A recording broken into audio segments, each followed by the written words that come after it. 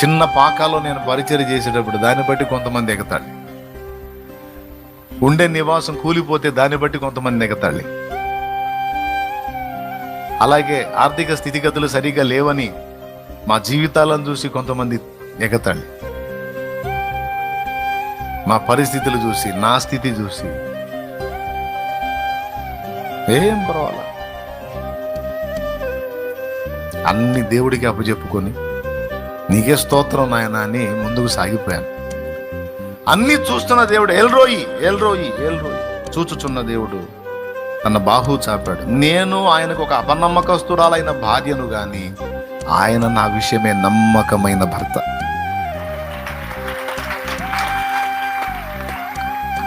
అనేక విషయాలలో నేను ఆయనకి నమ్మకంగా ఉండకపోతేని కానీ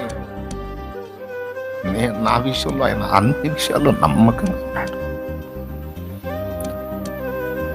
ఆయన నమ్మకస్తుడైన ఆయన కృప చూపాడు.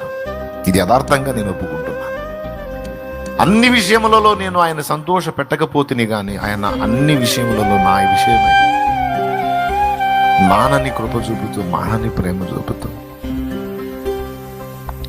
ఆయన బహునమ్మకస్తుడై ఉన్నాడు. నమ్మదగిన దేవుడు.